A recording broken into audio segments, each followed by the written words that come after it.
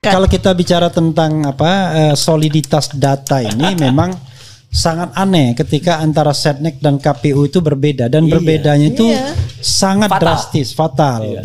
Di Setnek dikesankan bahwa Gibran itu S1, pasca S2. sarjana dan kemudian untuk program insert atau UTS insert itu 2007-2010. Betul. Sementara di KPU dia tidak dikesankan pasca sarjana karena udah ketahuan dapat surat penyetaraan bahwa itu kelas 3 SMA atau kelas 12. Ini saya pesan juga ini bahaya sekali ya karena jelas University of Technology Sydney atau UTS itu sebuah universitas terkemuka di Australia ini dicatut loh. Iya. Dicatut loh oleh nggak tanggung-tanggung oleh KPU, oleh Mensetnek. Oleh Prokompim. Anyway, UTS tahu nggak kalau digituin ya? Ini kan bahaya sekali untuk kredibilitas bisa dari somasi UTS. nanti mereka tuh kan kredibilitas kan nama baik. Nah, selain itu ya memang itu kita punya data yang katakanlah sangat solid untuk mengatakan Gibran ini tidak bisa dikatakan taman SMA.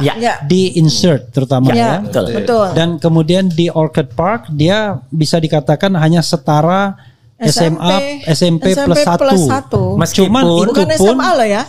Itu pun dia masuknya cuma 2 tahun. Iya, meskipun kata dari Kementerian Dikmen ini ya ada raport. Ya kan raport kelas 10 kelas 11 tapi kami belum lihat raportnya. Ya baru naratif saja. Karena kalau raport kelas 11 itu agak aneh ya. Ini juga ada karena insert itu adalah SMP plus 1 sampai 7, 8, 9, 10 aja. Kok bisa 11? Nah ini juga ada yang missing lagi di Kementerian Pendidikan Dasar Dikdasmen ya.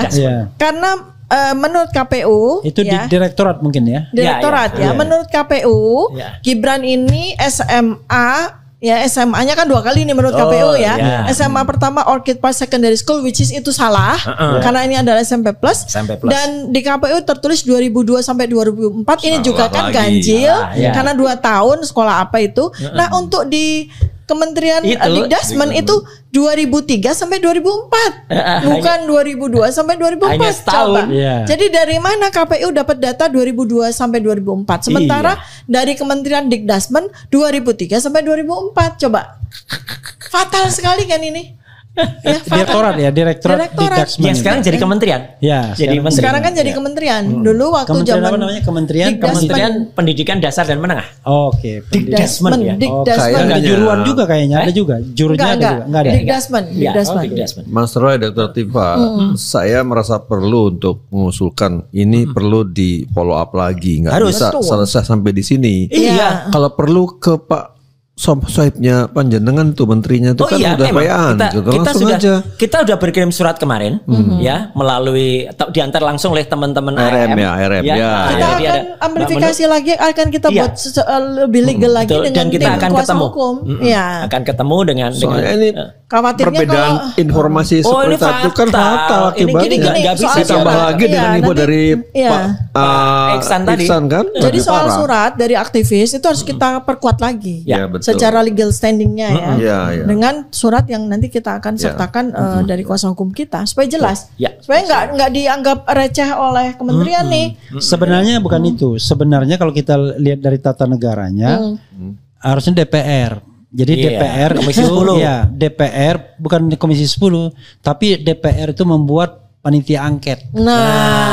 Jadi panitia angket untuk melakukan penyelidikan terhadap pemenuhan syarat sebagai calon wakil presiden, terutama pendidikannya.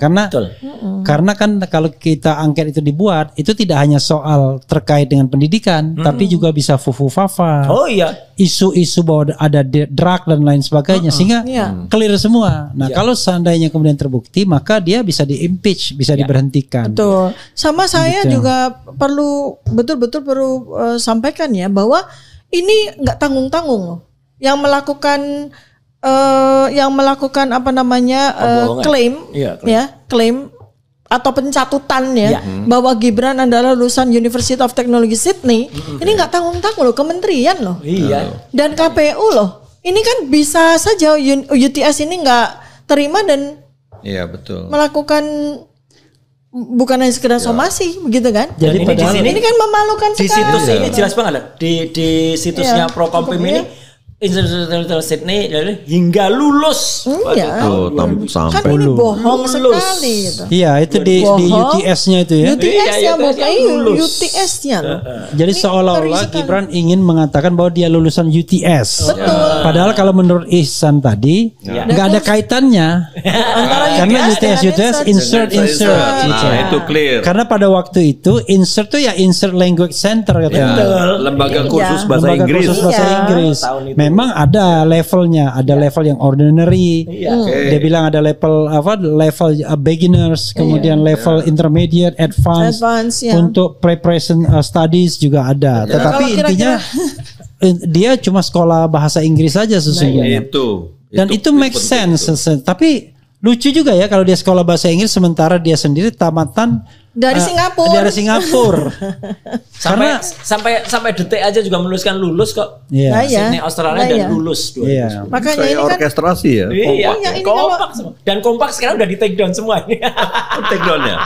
Jadi yang namanya kursus ini tidak ada lulus tidak lulus. Iya. Kalaupun Anda misalnya dapat sertifikat ya atau bisa jadi sertifikat of attendance. Bisa perangkatan.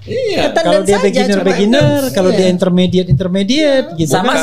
Sama seperti tadi informasi dari sahabat Komisi 1 tadi. Ya, dia tuh cuman visiting study atau sitting study. Jadi ya cuman datang duduk dengerin, ya nggak ada kewajiban apa-apa, nggak ikut ujian, nggak dapat apa-apa juga, terdaftar aja gitu. Certificate of attendance aja. Iya, saya tadi memang mau menanyakan itu ke Pak Ihsan, tapi kan Pak Ihsan kan, mohon maaf ya, beliau juga kesulitan untuk berkomunikasi kan. Kan tampaknya kan kayak cuma satu arah aja. Satu arah, kemudian dia kalau kita pergi ke tempat tuh dengan sangat suka cita. Oh dulu saya lari-lari di situ. Oh dulu saya foto di situ. Itu loh nak. Itu sekolahnya bapak di situ. Kayak gitu kan. Normalnya. Tapi ini ya, kalau lihat dari kronologinya, kan kedatangannya Gibran ini itu tahun 2018. Pada saat itu dia masih posisinya anak presiden. 16-18 Maret. Ya, pedagang martabak masih ya. Masih kan. Nah, tahun 2019 dia maju wali kota. Nah, itu mungkin menurut saya itu kenapa dia minta untuk diantar ke InSearch. Mungkin dia ada sebuah maksud. Rencana. Mens rea. Sebuah rencana yang dia akan jajaki. Tapi dia kebingungan sendiri kan. Ternyata sudah tidak ada InSearch di situ. Di gedung itu udah nggak ada. Sehingga dia kebingungan sendiri. Sebenarnya kalau kita bicara aroma ya, pidana ya, ini pemalsuan dokumen atau informasi yang tidak benar. Selain Gibran ya tadi yang bikin surat keterangan setingkat itu tadi. Siapa itu? Sekarang kita bahas Dakdikduk itu. Sekali nih. Kita bahas surat keterangan. Dakdikduk ini kan. Satu dulu nih dari saya dulu nih. Silakan. Nanti ini sini. Oke, silakan. Pinjam ya sekarang. Pelan-pelan ya. Tolong jangan bertengkar ya. Satu-satu. Oke. Ini justru karena saking antusiasnya. Kita dapat temuan-temuan banyak di sini ya. Jadi ini saya bacakan. Ini adalah surat keterangan yang dikeluarkan oleh Direktur Jenderal Sekretaris Direktorat Jenderal Pendidikan Dasar dan Menengah ya. Ini atas nama Dr. Sutanto SHMA. Dikeluarkan di Jakarta 6 Agustus 2019 ya. Tanda tangannya beliau. Nah, kalau kita lihat secara kronologis, untuk apa Gibran Rakabuming Raka ini ya minta surat keterangan ini? Yang isinya adalah bahwa yang bersangkutan nama Gibran Rakabuming Raka telah menyelesaikan, ini ada nama orang tua juga nih. Betul, ngapain juga Joko Widodo telah menyelesaikan pendidikan grade 12 di UTS InSearch Sydney, Australia tahun 2006. Nah, ini udah bohongnya udah 3 kali ya. Yang bersangkutan dinilai memiliki pengetahuan setara tamat menengah kejuruan SMK, peminatan akuntansi dan keuangan di Indonesia. Ini dasarnya apa ya? Nah, kemudian tanda tangan lah. Nah, artinya apa? Artinya surat keterangan ini digunakan pada saat Gibran maju wali kota karena dari 2019. Kemudian tahun 2023 dia mengajukan diri untuk menjadi wakil presiden. Ya, artinya karena wakil presiden kan minimal persyaratannya adalah SMA. Ya, dia butuh lagi dong surat keterangan ini Undang-Undang kan. Nomor 7 tahun 2017 pasal 169 huruf R. Ya, secara mau jadi lawyer ya. Calon lawyer. Kampiun ya. Jangan nanti ngurangin anunya. Bahannya komedi. Oke, sekarang ketika dia maju ke Wapres ya tahun 2023, seharusnya dia membuat surat keterangan lagi. Ya, nah, terus mengapa kita tahu bahwa dia tidak membuat surat lagi atau dia tidak minta pendidikan dasar dan menengah untuk membuat surat keterangan lagi? Bagaimana kita tahu? Taunya karena ada legalisasi. Iya ini. Ada legalisir. Ada legalisasi. Ada legalisir. Ini yang berwarna nih. Iya, ini yang berwarna. Jadi yang lama legalisir gitu. Iya. Nggak bikin baru. Iya, nih saya bacain ya legalisirnya ya. Iya. Mengetahui ini legalisir ya di sini. Fotokopi sesuai dengan aslinya. Ya. Atas nama Direktur Pembinaan SMK. Kepala Sebagian Tata Usaha. Iya. Jadi direktur pembinaan. Ini bukan dirjen loh, direktur pembinaan. Ya. Nah, artinya kalau ada legalisasi berarti selembar surat keterangan ini kan dipakai lagi. Iya. Untuk apa? Untuk wakil presiden. Bayangkan wakil presiden orang nomor 2 di Indonesia bisa meraih jabatannya hanya dengan selembar surat keterangan yang difotokopi. Gak ada dokumentasi lain. Fotokopi yang dilegalisasi. Bayangkan betapa nistanya negara ini coba. Iya, pertanyaannya memang waktu dia minta legalisasi ini walaupun udah pasti nggak benar legalisasi. Dia menyertakan apa itu? Kan dia menyertakan kan harus ada proofnya kan? Iya. Gitu. Lagi pula surat keterangan ini. Dan kemudian ketika dia nunjukkan proof, kok masa salah ketik? Nggak mungkin kan? Karena di situ di 2006 dibilang. 2006. Sementara KPU 2004 2007 gitu. Nah, dasarnya apa? Atau jangan-jangan ada dokumen lain yang mungkin kita nggak tahu? Enggak. Kalau kemarin Pak Eko Sutanto dan Susanto itu menyatakan hanya 2 rapor. Dari Orchard Park itu, dan itu katanya kelas 10 dan kelas 11. Padahal yang ditulis di sini kan kelas 12. Oke, jadi dan ini surat ini Mas Refli dan Era Channel semua, bahwa surat keterangan ini pun sangat-sangat tidak layak ya gitu, atau meragukan. Karena apa? Harusnya bentuknya adalah surat keputusan seperti ini. Ini surat keputusan. Jadi ada menimbang dan seterusnya, memutuskan bla bla bla gitu. Ini nggak ada sama sekali, dan kalimatnya juga kita lihat. Setelah menyelesaikan pendidikan grade 12 di UTS Inserts, itu aja sudah clear loh. Mana ada UTS menyelenggarakan grade 12? Sydney, Australia tahun 2006, yang bersangkutan dinilai memiliki pengetahuan. Ini kok kayak keyakinan aja ya, kayak rektor yang bilang kami meyakini bahwa dia tamat SMK. Kalau kita lihat tuh mens reanya adalah ingin mengesankan bahwa kelas 1 dan 2 SMA di OPSS ya kan. Kemudian kelas 3 di SMK UTS. Nah, cuman masalahnya adalah kenapa ya surat keterangannya 2006. Sementara dia sekolah in between 2004 2007. Lalu lagi di Setnek dibilang 2007 sampai 2010. Ini Setnek. Sementara Bro Isan tadi bilang cuma 6 bulan. Terus di Mendikbud cuma 2003 2004. Coba bayangkan, setidak-tidaknya ada 5 versi. Bayangkan mengenai insert lah, itu ya kan? Jadi versi 6 bulan, versi 2000 1,5 tahun, versi 2004, versi 2003 2004, dan kemudian versi 2004 2007. Itu dari Mensesnek. Enggak, 2004 2007 itu masih KPU. Versi Mensesnek 2007 2010. Coba bayangkan. Jadi kita ingin mengatakan bahwa kalau ada informasi yang simpang siur ini, ya nggak mungkin lah DPR diam saja. Harusnya kan lakukan hak pengawasan kan, ya dengan membentuk angket sehingga nanti solid informasinya, yang benar itu benar, kalau salah ya. Dan sekaligus Bang Refli, saya di sini juga menyampaikan, kalau ada seorang yang katanya mengaku self proclaim dirinya pakar pendidikan itu, itu dia kan menceritakan idealnya begini, ideal. Lah idealnya ini bukan ideal ini Gibran itu tidak ideal, dan saya tidak terima terus terang dia agak merendahkan Bro Iksan tadi. Dikatakan itu kan hanya driver gitu. Ya itu ngawur, jahat itu. Dia bilang kerja di Toyota kok, bukan kerja sebagai driver. Makanya diperbantukan tuh bukan sebagai driver, sebagai orang terhormat. Begini, saya ada pemikiran saja ya. Bagus. Kan ini tadi dari beberapa lembaga yang bersimpang siur tadi itu kan, tidak sama. Ya.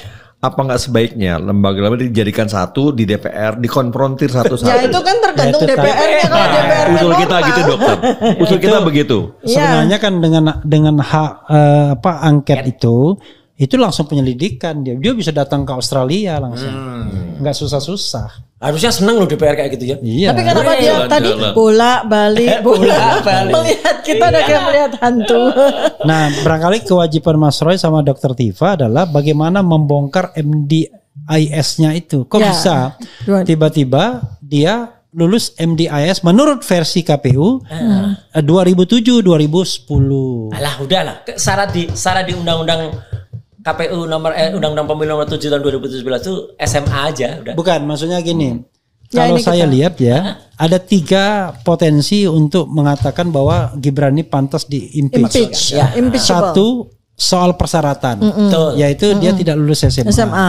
Kedua, melakukan perbuatan tercela. Ini kan dia masuk-masukan dan lain sebagainya. Soal memberikan impresi seolah-olah pasca sarjana. Dan ketiga, melakukan pelanggaran hukum berat. Karena yang namanya pemalsuan dokumen ini kenanya 6 tahun. Betul. Gitu. Jadi dengan 3 jurusan tersebut sesungguhnya dia sangat impeachable kalau DPR mau membuktikannya, dan itu mudah, semudah membalikan telapak tangan kan. Buktinya ada semua. Ini kan sekarang ini kami lagi melakukan penelitian untuk membantu pekerjaan DPR yang seharusnya dikerjakan oleh DPR. Harusnya DPR mendukung. Harusnya mendukung. Untuk mereka kok. Dewan Perwakilan Rakyat loh ya. Karena sangat hitamnya ya riwayat pendidikan dari Gibran, makanya bukunya nanti namanya Gibran's Black Paper. Jadi DPR itu Dewan Perwakilan Rakyat, bukan Dewan Perwakilan Puan. Bukan pula DPD, Dewan Perwakilan Dasko. Tapi rakyat gitu ya. Terus gini, tadi ini beberapa lembaga membuat pernyataan atau mengeluarkan siaran pers dan sebagainya ya. Sekarang mungkin nggak ya Bang Refli, kalau Pak Iksan tadi kan bicaranya lisan. Iya. Kalau kita legalkan dalam sebuah bentuk tulisannya dari beliau tuh supaya ada bukti otentik gitu dokter. Saya. Atau dinotarialkan. Whatever it is. Ya. Kan kalau lisan kan bisa saja itu omongan lisan walaupun ada rekamannya pasti. Gimana kalau dilihat? Tetap itu barang bukti. Tapi narasi juga penting lalu dinotariskan. Itu dokter. Ya, tapi memang pertanyaannya buat apa? Ini memperkuat tadi. Iya, maksudnya buat apa? Kalau DPR kemudian melakukan hak angket ya, maka ya si Ihsannya langsung dipanggil ke Jakarta atau tim angket yang datang ke sana. Itu DPR lebih setuju itu biasanya. Iya. Melaku pelesiran. Ya ini kita dorong. Atau ada orang yang membuat misalnya laporan pidana terhadap siapa, KPU misalnya. Ini misal ya. Terhadap sekretariat negara gitu. Terhadap mereka-mereka yang kemudian memberikan informasi keliru atau dengan sengaja. Itu. Karena kalau laporan itu soal Gibran, saya tidak setuju, karena laporan ke Gibran itu satu-satunya pintu masuk hanya DPR. Itu impeachment. Tapi kalau laporan kepada misalnya tim sukses dia, Setnek, itu bisa ke polisi biasa. Kalau polisinya sudah direformasi. Kalau kemudian kita katakanlah kita sudah membuktikan, penelitian kita sudah sampai simpulan, itu layak pidana kan, artinya ada pos. Ya, tergantung. Jadi kalau pidananya orang-orang yang terlibat selain Gibran. Ya, KPU misalnya. Ya, itu bisa pidana. Kementerian Dirjen Dikdasmen misalnya. Itu kan pidana kan itu. Prokompim misalnya kan itu kan sepanjang pidana. Dia dibuat dengan kesengajaan dan dengan mens rea kan. Bisa juga orang cuma ngetik doang. Dia nggak sengaja. Pembelaan termul kan gitu. Itu KPU kan bisa saja itu petugasnya cuman ngisi silon. Iya, petugasnya tetapi KPU-nya sebagai penanggung jawab. Karena dia kan tidak melakukan pekerjaannya yang paling gampang, yaitu melakukan verifikasi. Tapi sebenarnya termasuk ini loh, Mas Refli dan juga pemirsa channel. Ini kan yang dimasalahkan Pak Subhan juga ketika digunakan sebagai bukti pendidikan terakhir atau pendidikan terakhir. Tiba-tiba kan KPU ngubah gitu aja tanpa apa-apa menjadi S1. Itu kan konyol gitu loh, kok dia tiba-tiba merubah lah, tetapi secara substantif itu tidak, kecuali dari S1 ke S2 ya. Tapi yang ini menurut saya fatal. Yang UTS ini fatal. Ya kan. Kemudian OPSS juga fatal. Gitu. Nah, kefatalan ini kan jangan menjadi perdebatan publik. Fatal. Jangan sampai. Oke, kita sudah lebih dari 1 jam, ya kan? Oke, saya kasih kesempatan Mas Agus untuk melakukan closing statement. Wrap up boleh juga, Mas Roy, ya. Bagus. Tolong jangan diganggu ya. Kemudian siap. Dr. Tifa dan saya nanti akan menutupnya. Gitu. Silakan. Baik, terima kasih Bang Refli. Pemirsa Era Channel yang saya hormati, saya banggakan dan tetap terus semangat di Era Channel. Tadi kita sudah mendengarkan bahkan melihat langsung ekspresi dari Pak Iksan tentang apa yang dia ketahui, ya itu adalah bukti otentik. Nah, saya dalam kesempatan ini saya ulangi lagi bahwa saya berharap ini diangkat ke yang lebih tinggi lagi, ya. Dalam hal ini mungkin tadi yang diusulkan DPR, hak angket dan sebagainya, atau Pak Iksan berkenan membuat narasinya sebagai legalitas bukti bahwa Anda sudah melakukan kegiatan yang dulu Anda ketahui, ya.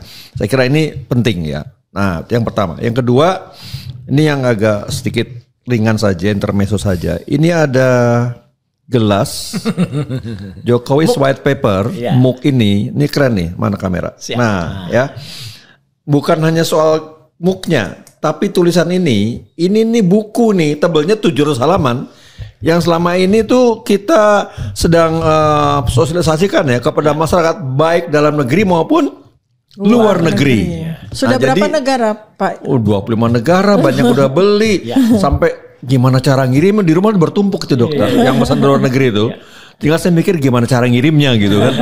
Nah, jadi ini adalah simbol daripada buku yang kita kecilkan dalam bentuk MOOC gitu. Bagus nih kalau bukunya ini kita edarkan juga nih dokter nih ya. Gitu ya kan? Iya, jadi merchandise gitu kan. Itu saja dari saya Bang Refli, terima kasih. Ini nggak sopan ini promosi di lapak orang.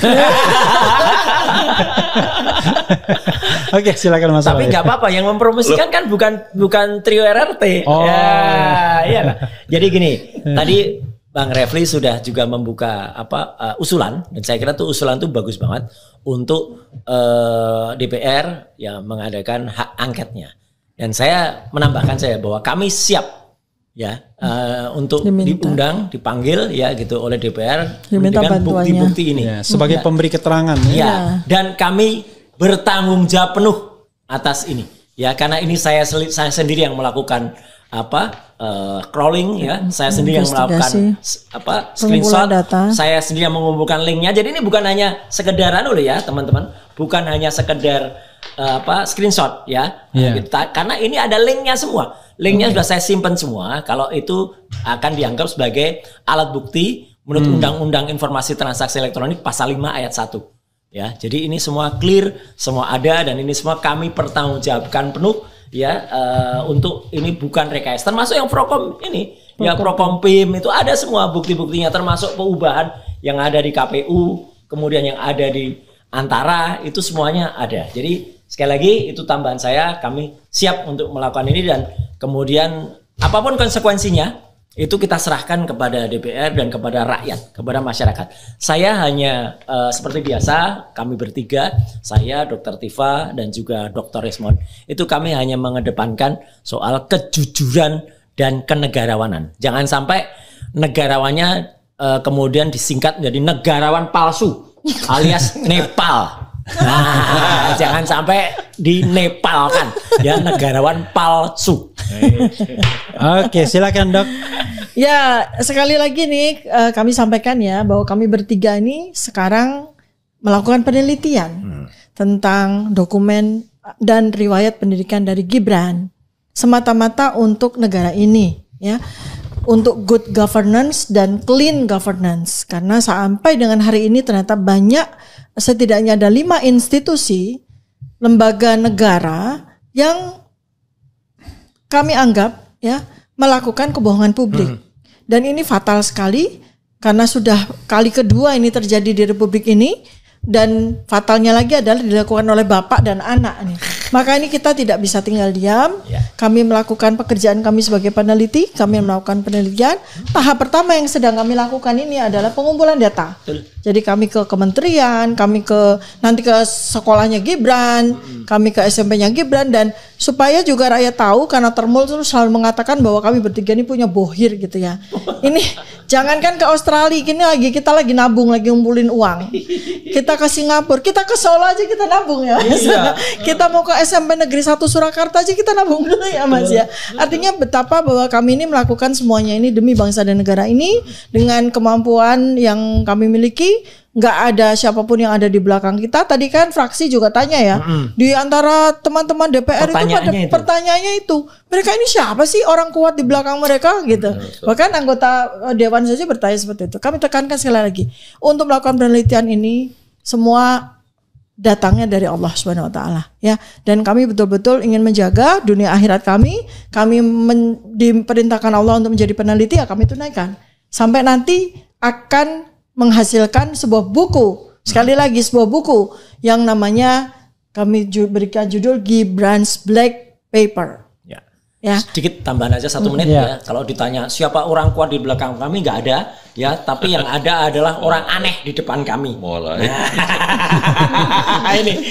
ini tadi keluarnya sebelum maghrib. Yang penonton sudah maghrib kan belum nonton. Nah, inilah orang aneh di depan kami. Aneh karena sudah bisa menghasilkan keajaiban dunia ke-9, yaitu adalah surat pernyataan yang kemudian aneh. Jadi ini orang aneh di depan kami, ya, bukan di belakang kami. Saya juga mau setengah menit. FFC. Mas Roy Suryo sering pakai kaos dengan gambar macam-macam. Ternyata bukan produknya Mas Roy. Jadi sekali lagi terima kasih untuk teman-teman yang kirim ke saya. Benar-benar. Demi Allah saya bukan yang mencetak ini, kan ada dikatakan Roy Suryo itu ngapain nyetak-nyetak yang dasi biru, dasi merah. Dasi biru itu dari Kudus ya, ada juga yang dari Depok, ada juga kiriman dari Bandung, dari Jogja banyak. Anak Jogja kan kreatif. Itu mereka dan orangnya beda-beda yang ngasih. Orangnya beda-beda dan makanya nanti pasti ada keterangan. Kalau mau pakai kaos yang dipakai Roy Suryo, hubungi saya. Jadi mereka titip jual lapak di situ, Mas. Makanya itu kreatif, nggak apa-apa. Itu namanya UMKM. Iya, kan? Nih. Gitu. Ini juga kreatif nih, namanya FFC, Fufu Fafa Chicken. 30 detik ya. Oke, silakan. Saya sampaikan ke teman-teman semuanya, sobat Dahra sekalian ya, bahwa buku Jokowi's White Paper ini kita cetak dalam jumlah terbatas, ya. Karena itu cepat-cepat pesan ke Era Channel, bisa ke Pak Agus, bisa ke teman-teman kami yang sudah menjadi reseller, silahkan ya, untuk membantu mencerdaskan bangsa Indonesia melalui keadilan dan kebenaran.